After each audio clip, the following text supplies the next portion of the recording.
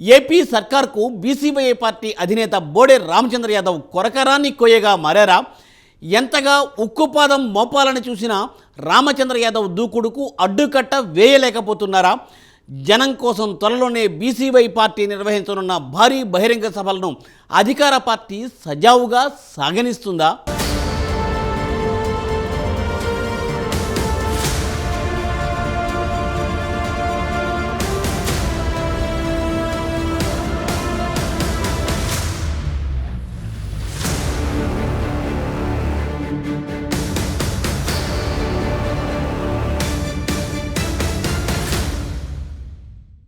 BCY party రాజకీయ రణరంగానికి సిద్ధమైపోయింది. ప్రభుత్వ ఉక్కుపాదాన్ని సవాల్ చేస్తూ ప్రజా సంక్షేమమే ధ్యేయంగా ధర్మ పోరాట సభతో గర్జించబోతోంది. ఈ నెల 13వ తేదీ సాయంత్రం 3 గంటలకి పుంగనూరు నియోజకవర్గంలోని చెదళ్ల గ్రామంలో భారత చైతన్య యువజన పార్టీ నాయకులు, కార్యకర్తలు, అలాగే రైతులు, ప్రజలు, యువకులు పాల్గొని బలహీన వర్గాల కోసం చేస్తున్న ధర్మ పోరాట సభను విజయవంతం చేయాలని భారత చైతన్య యువజన పార్టీ అధినేత బోడే రామచంద్ర యాదవ్ పిలుపునిచ్చారు. ఇందుకు సంబంధించి బీసీవై పార్టీ నాయకులు పోస్టర్ రిలీజ్ చేశారు. మనం ఏవైతే సమస్యలు ఎదుర్కొంటున్నామో వాటిని బీసీవై పార్టీ అధినేత రామచంద్ర యాదవ్ దృష్టికి తీసుకువెళ్లి ప్రజలందరికీ తెలియజేద్దామన్నారు.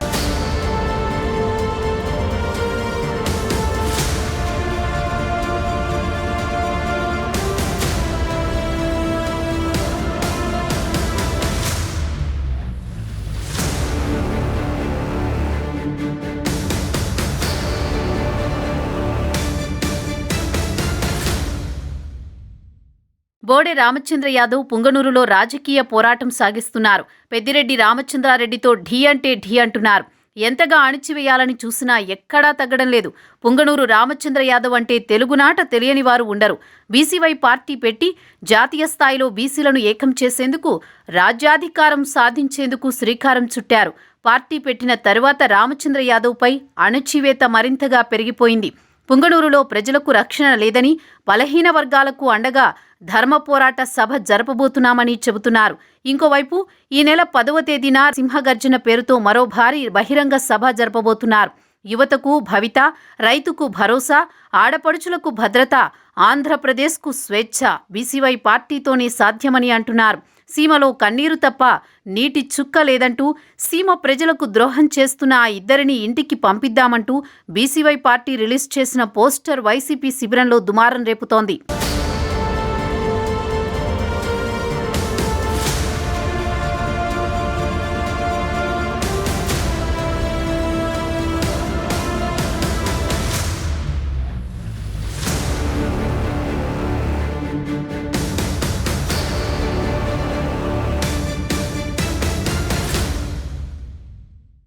రామచంద్ర యాదవ్ ఈసారి పుంగనూరులో గెలుపు జెండా ఎగురవేసి అసెంబ్లీలో కాలు పెట్టాలనుకుంటున్నారా?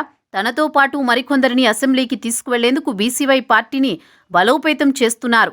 బరిలోకి దింపేందుకు బలమైన నేతలను గాలిస్తున్నారు.